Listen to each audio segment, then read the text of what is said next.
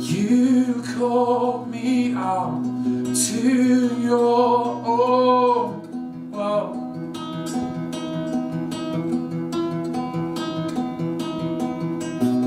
All that I knew leads back to you.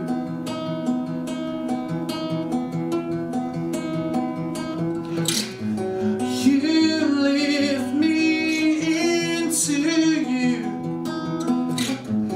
You lift me into you. It's who you are. So much for your eyes, who you are. I've seen in your eyes who you are. 'Cause you whisper again, it's who you are.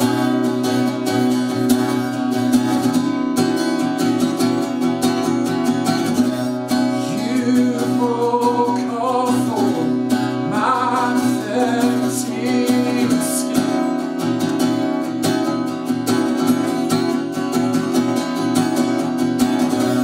How hard I'll try, I'll let you in. Whoa. You lift me into you. You lift me into you. It's who you are. So much for your eyes, who you are. I can't hide my eyes, who you are. You whisper again, it's who you are.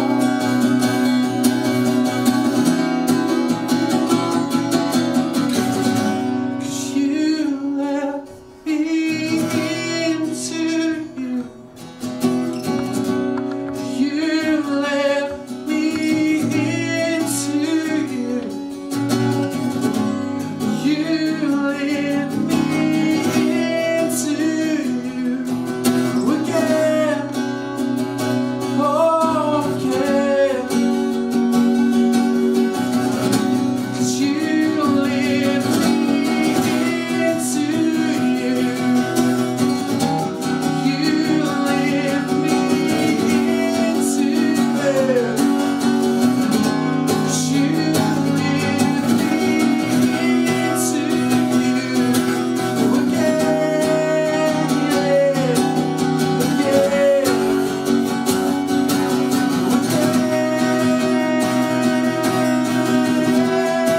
It's who you are.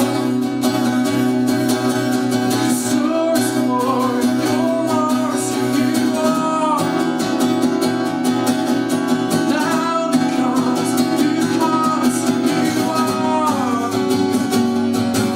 'Cause you whisper again, it's who you are. It's who you are. It's who you are. So much for your eyes, who you are. When the mountains come, you come to who you are. 'Cause you whisper again, it's who you are. Well done, beautiful, beautiful. Thank you. So, hello to everyone. You are all welcome to It's All About Love. I'm Anna, and here is her. She's singing and playing a song to you, a beautiful sunset. Thank you so much. So, what's the title of the song? That song's called Who You Are. Who You Are is dedicated to who? So Who You Are is a song that was on our first album a few years back, and we re-released it last year over Wow, Easter. beautiful. So yeah, It's a beautiful song. it's very like Narnia inspired. So Wonderful. yeah, which is good. It's been a few years, isn't it? You Yeah. made this song. Yeah, so I think I wrote it originally back in 2018, and then we really re-released it 2 years ago. So that was good. So it's a really good tune. Yeah. So I'm introducing you Serge. Serge is a pastor worship leader, and he has many songs, mainstream songs, and some songs dedicated to God. So, as I say, today is this program is all about love. It's all about love, and we are here because of love, isn't it? Yeah. And we are here because you love to talk about love, and Serge loves to talk about his music, isn't it? It's all about love, isn't it? I mean, I like to talk about music in general. I mean, my music's not that exciting, but I love to talk about music, yeah. I think it's exciting. You're an easy audience. No, it's exciting. You have beautiful songs because I know them. That's really some sweet. of them, and Thank you. and mainly the last one as well is beautiful too. Yeah. And this one was beautiful. Thank you you. have so many. Thank you. And you wrote this. He's as well a songwriter. Serge is a songwriter. He's a musician. Yeah. He's a pastor. And like I said, he's a worship leader. He is, and he's doing so many things and beautiful things, helping humanity and everything in love. That's why it's all about love. He does this because he has a great love to help others, but above all, because he loves God. So, Serge, I know that you are going to play again another song for us, for the viewers. Yeah. And now, I think it's interesting the way you got to know God and you got to know music. Mm. I know that you were an atheist initially, isn't it? You didn't believe in God. His family didn't believe in God. His father was an atheist. Yeah. His mother was a seeker, isn't it? Yeah, correct. Yeah. And then apparently, I think his mother got to know God in a way as and his father. Just could you tell the viewers a little bit about your background? How did you get to know your love for music and then for God? I think it's really, really interesting. Like, so my as you said, my father was an atheist, and my mum was a Sikh, and they started going to church. There was a guy, just a pastor called Mark, who was on our housing estate, and they're playing people alpha videos. So we're probably in the space of a month, we went from not going to church at all to going to church as a family. And I think the thing that captured me very quickly is that was the first time I saw a guitar being played live. Beautiful. So up until that point, music had never been a big part of my life. But how old were you? I was probably like 6 or 7. 6 or 7 years old. Yeah, but it's weird. I still remember the moment like walking into that church. I mean, it wasn't even a church. It was there was a church, but they met in our primary school. So we thought it was really weird because we were like, why are we going to school on a Sunday? Yeah. So, but just to see guitar and music played live, it just kind of really captured me. I remember my parents cut me out this cardboard guitar, and it just from a really early age, it kind of like that sense of just music and what it could do, and to see the effect it had on people. So my first experience with music was worship, but then I think as I got older, and I thought it was really interesting how that music grabbed, and I was like, how does music grab people who aren't in church? And then I started getting into records, and my parents had such great taste in music. My parents had like the best record collection, and I think it was about 12. I think I was at the age of 12 or 13 or 14. So I originally learned piano, so I was a classically trained pianist. I was one of those like freaks who could you could just play something on the radio and I'll play it back to you. And then I got a guitar when I was like 11 or 12, 13. So I actually started learning really late, and the worship pastor from our church at the time taught us. But all through that period, for me personally, church is just something what we went to. It was just something we did out of routine. For me, I never understood why we went, and I had so many burning questions. I was like, because it was really confusing, because we would go to church on a Sunday, and then we would go to a Gurdwara. So I was just like, I just thought it's this religion, and and then when I was 13 or 14, I joined my first band, and it was like this rock and roll happened. I think for the viewers, from our understanding, my understanding is Serge didn't connect straight with God at that stage. because he was still young. But he started, he connected more with the music. Yeah, I think I connected with the music, but I think now looking back on it, I think God was in that music. Yes, I believe and so. I think there was something going on, and I love the songs we sang at church. You know, I remember one of the first records I had a Spice Girls record. Wow. That was the first album I bought, and then there was a band called the Parachute Band, which is an amazing worship band. Yes. And then Hillsong United released this record, To the Ends of the Earth. Because your inspiration. Yeah, but like that To the Ends of the record was just like, I mean, I really encourage people. It's the first time. It was probably the first hard rock and roll Christian record ever made, and there was like feedback, and it was messy, and the drums were loud, and you know, that just kind of captured me, and that kind of led me into like, you know, playing like rock and roll, emo, metal music. And then how old were you at that time? I was probably about 13, and then at the time I was starting to get frustrated with the church stuff, because I was like, you know, I wanted to play guitar solos, and I wanted to put the distortion on my amp up to 10 and stuff like that. And I remember there was this band at school who were looking for an electric guitar player, and they were like 17, 18, and I was only 13, but I went to audition for this band, and they said, hey, we really want you to be in it, but there's one problem. And I said, what's the problem? And I thought it was going to be my age or something, but they're like, dude, you turned up to the audition in your blue jeans and your Arsenal shirt. So they're like, can we go and buy you some skinny jeans? And then I had black, and I had the makeup, and I had the long hair and the chains, and I loved it. I was in this like emo band,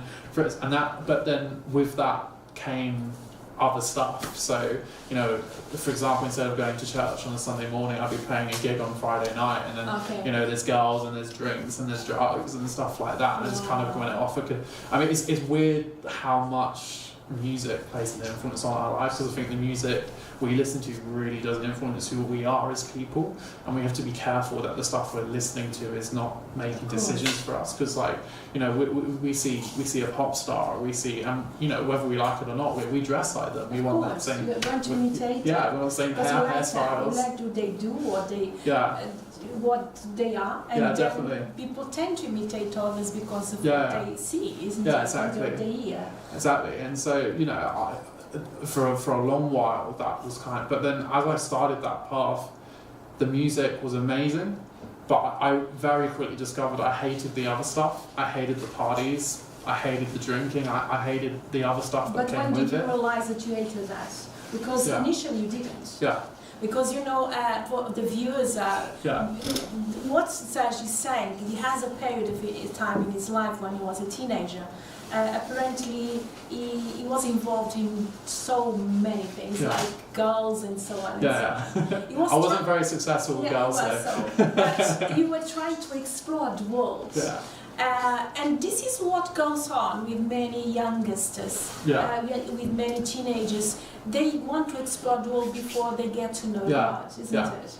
And so it would happen the same with you, similar. But then you got to a point that you realize, no, I don't think this kind of drinks and girls and this and that is good for me. How old were you at that stage? What happened is the band I was playing in stopped because obviously the guys were older than me, so they went to university. And then at the time I became a session musician. So I was a session musician, so I was going to America quite a lot, really young. Interesting, And but I got to university, and then I think that was the moment where I completely went off the rails. And I don't know why, but I took a gap year.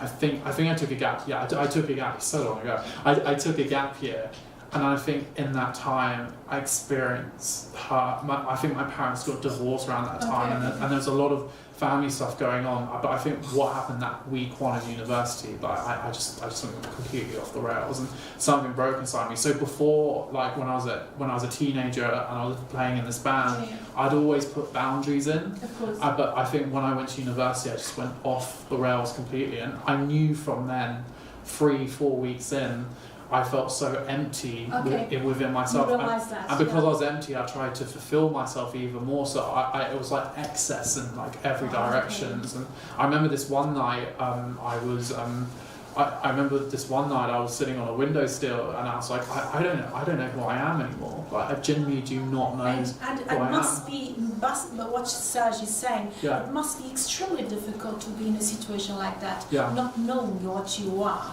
Yeah. It's so terribly difficult, because I'm sure many of you viewers, you understand the situation. You went through this and you go through this, and it's miserable, isn't it?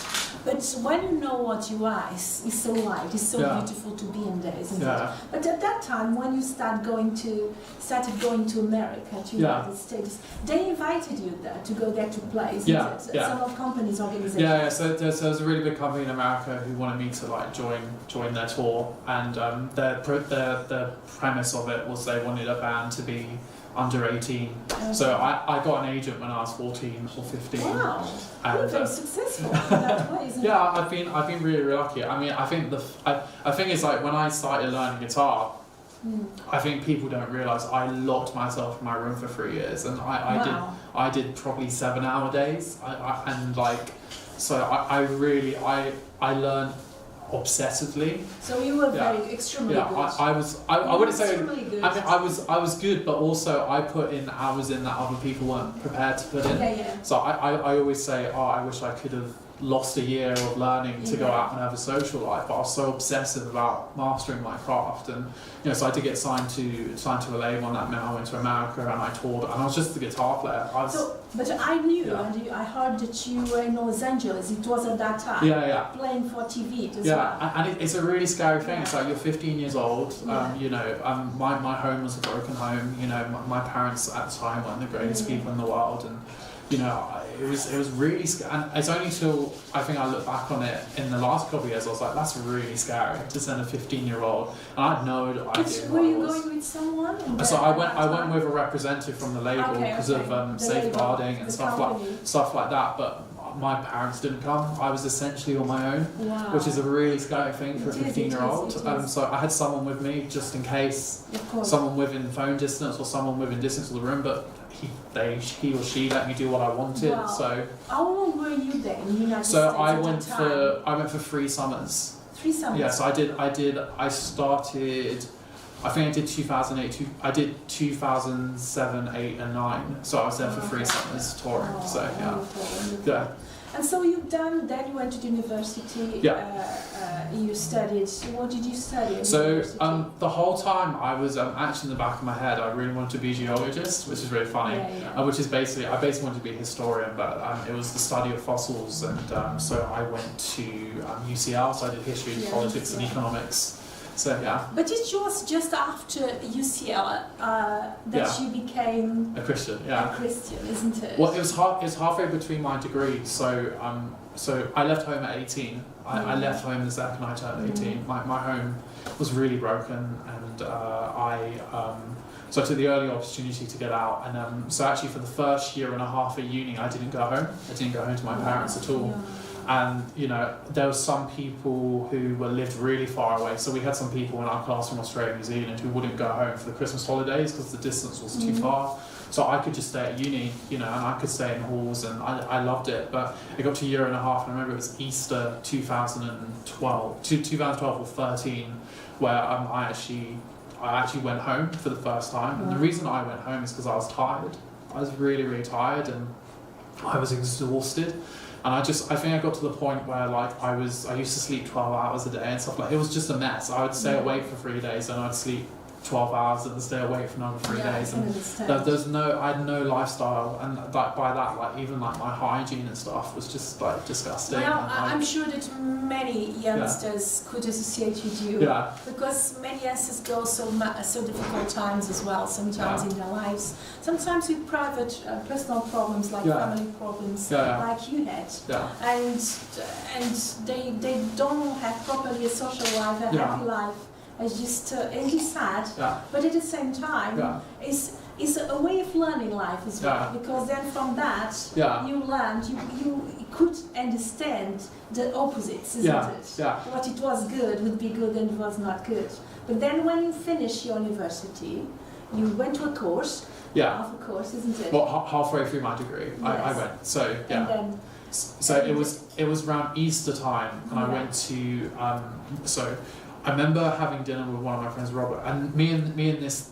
It's a really weird relationship with this guy, but Robert is, so when growing up, we used to, social services were involved at home, so I had, for a short periods of time, I'd have a foster parent, and so I would be taken out of home for a couple of weeks because of the stuff going on in my home, and there was these guys called Francis and Irene who happened to go to the same church we were going to, which was really weird. And so, but Francis and Irene have a son called Robert who I've always stay in touch with. He's a great musician as well, so we've always talked about music stuff, and we went for dinner one night, and he, out of the blue, because I went round to Francis and Irene for dinner, and Robert was there, and Robert said, hey, do you want to go for dinner? Do you want to catch up?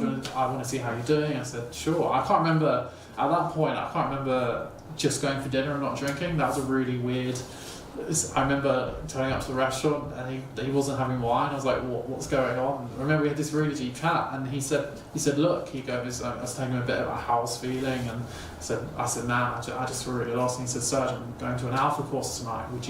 Would you like to come? Yeah. And so I started going, and the main reason I went is because it was an excuse to not go to a party. So when I was invited to a party, I was like, I'm really sorry, I can't go because I'm going to this. And I didn't really just want to go back into a new term and keep doing what I was doing. And then it was week 4, why did Jesus die for us? And I think I was so encaptured and so transformed by the message of the gospel. I remember praying a prayer saying, Father, if it's you, then let it be you. And that's the first ever time I've ever prayed that prayer. And just to experience God's presence for the first time, and it was transformed my life. It was like a radical transformation. I'm sure that you thought about God more in a deeper way, isn't it? Yeah. Knowing that probably God was with you all this time, and He let you go in hard times, but as well He wanted you to get to know Him more. And it's interesting the way you changed. And so because you have this, because Serge had this passion for music and was so good musician and singer, then they invited you to play guitar as well. Yeah, that's true. So I got invested in a local church, and so one of the things they do after Alpha, they're really good. They say, can we find you a church? Can we find you somewhere to go? So I went to this little church in Hounslow called Maswell Park Church, and I was just really happy to be there. I turned up late, so I didn't have to say anything, and I left early so I wouldn't have to talk to anyone. But then I started going to Christian Union events as well, and I remember this hilarious conversation. They said, hey Serge, we know you can play guitar. I was like, I know I can play guitar too, and that was again the conversation. And what they were actually insinuating is, hey, would you be up for playing on a Sunday? Would you be up for playing on our worship team? And it probably took about a year till I even to even do it, because I was still attached to what I was doing musically, and I was like, I didn't think I could do both. I didn't think there was room for both, and then it just sort of grew from there. So, and then a year later, they got me to lead worship, and that was a really bizarre experience. And then a year after, I started an internship. So by that time, I'd finished my degree, and I just kind of went face first into ministry. So because you dedicate yourself full to the ministry, to God, and to music. And I believe that you sensed that God was calling you. Look, your job is to use your music. I told you, I showed you, and I gave you to do something around it, around music, to bring people to light. So I gave my heart to Christ on the Wednesday. Then I woke up on the Sunday morning and texted Robert, and I goes, I guess I've got to come to church with you now because I'm a Christian. So I went to church, and we were sitting in the balcony at Poetry Brompton, and this guy kept looking at me during the service. I was like, why is this guy looking at me? And he came up to me at the end and he says, hey, do you mind if I pray for you? And I said, I guess, what harm can it do?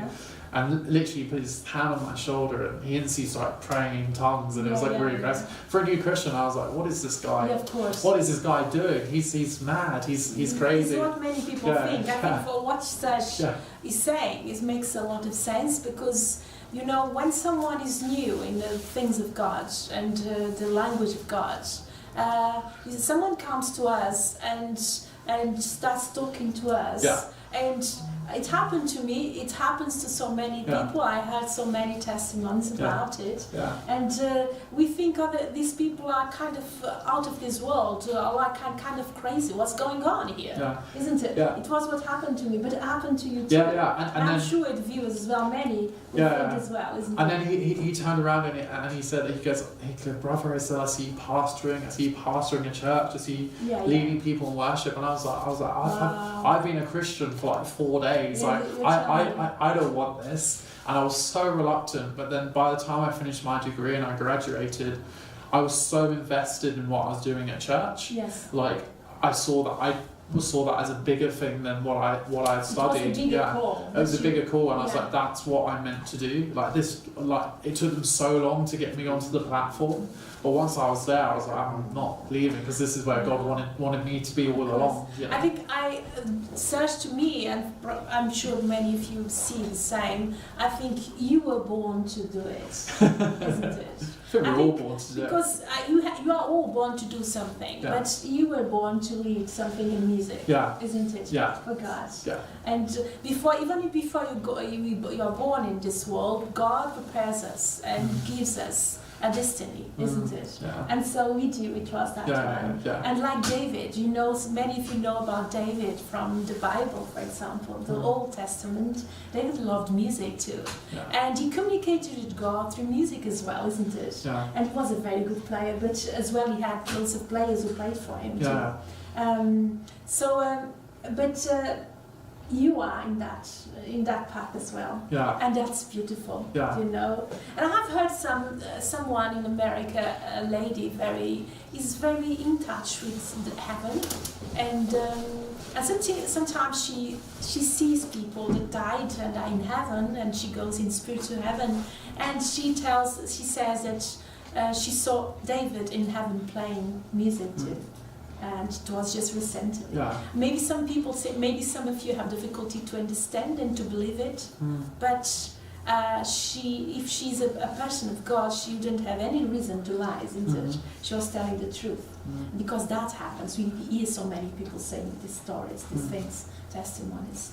But you're born for that. I love the way you do, because Serge has many mainstream, like I said initially, mainstream songs that he wrote and he did before he became a Christian. But he wrote as well they wrote songs for God, isn't it? And so I don't know if you'd like to do one now. Would you like to do one song? Yeah, sure. You can. For the viewers, I'm sure that the viewers would love to hear that. So let's do one song that you'd like to give you time to prepare. If you want to have a cup of tea and to hear a Serge to play another song of his, we'll appreciate. Okay, do something.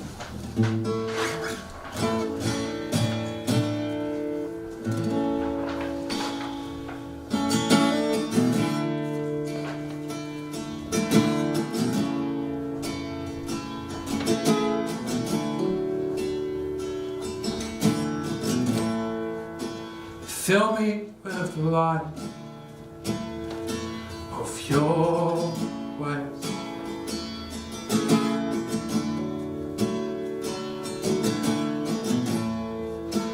Fill me with the hope of your face.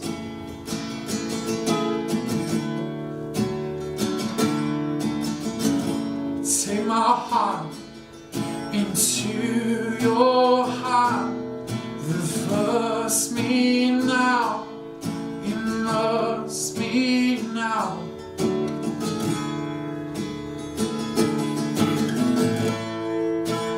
Fill me with the sound of your voice.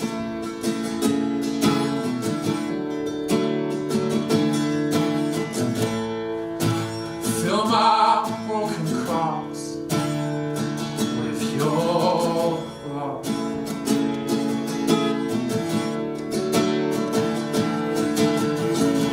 Take my hand into your hand, reverse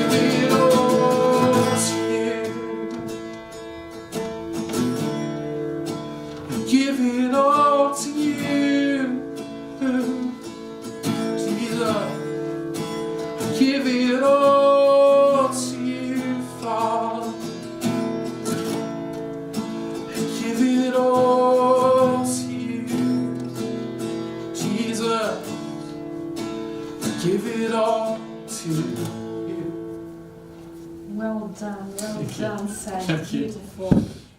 Could you tell us what is the message you want to give to us, to the viewers, to us, to the world when you wrote this song? That's probably Held Close is probably the most important song I've written. Yeah. There's another one now off the new record, but I was a Christian for a year, and I wasn't happy with it. I was like, I've been a Christian for a year, and I still feel I knew the love of God was in my life and it was living through me, but I couldn't work out how to balance being a Christian and being a man, and being a person. And I was like, I remember I was telling the story a couple of nights ago, like when I became a Christian, when I went back to uni, I was packing, I was throwing all my branded clothes out because I was like, Christians can't wear designer clothes, and I did not know what it meant, I did not know how extreme I had to do it. And I remember having this conversation with my friend Robert. I said, what does it mean, firstly to accept Christ, but what does it mean to live a life that is Christ focused? And he said, so it's just like every opportunity you've got to give things over to him. And I remember going home and I was in my room and I was so frustrated with my way my life was going, because I was doing all this music and it wasn't fulfilling me for the first time in my life. I remember just holding up my guitar in my room like this, and I said, I just prayed the prayer. I said, God, if it's not for you, I don't want it. God, if it's not for you, I don't want to be a part of it. And I wrote down in my journal and I started writing this song, and it just said, God, would you take these things which I once held dear, which I once held close, and give it all to you? And just, with that idea, whatever we're carrying and whatever baggage is upon our backs, when we put that at the feet of the cross, that's when Christ does his best. And that's the place I always come back to, and so we started playing it. I wrote it on the Wednesday, and then we sang it on the Sunday at church, and it just and originally it was just a church song, and we sang it at church, and it had a couple of different alliterations, and then we're finishing off the Call of the Lion record, which was a really important record for us, and we put it right at the end. And my brother was like, "You've got to sing this. We got to take this song around the world." So, for a long time, obviously pre-COVID, pre-lockdown, this is the song we play at the end of every show. We say, whatever's going on in your lives, and this is to people who don't even know Jesus, and people who don't have no idea who Jesus is, but we really encourage people. We always want to give an opportunity for people to come to the foot of the cross and lay their burdens upon it. Well, this is the message. Everything you have, any difficulty you have, you give to him. Because he will help you to solve your issue, your difficulty. Because he says, well, give me your burden, I'll give mine. For those who know the word of God. And so we know that his burden is very light, and he said that. And so our is heavy for us. We have to give to him, for him to give his light, his happiness, his joy. And this is what you want. Just give our difficulties to him, our struggles, our sufferings to him, and he will help us to overcome life in a beautiful, in a better and a happy way. So for now, I hope you enjoyed our stay here, isn't it? Our company with Serge as well. Serge playing his music, talking about his life in the past, his love for music and God. I hope you enjoyed. I enjoyed myself.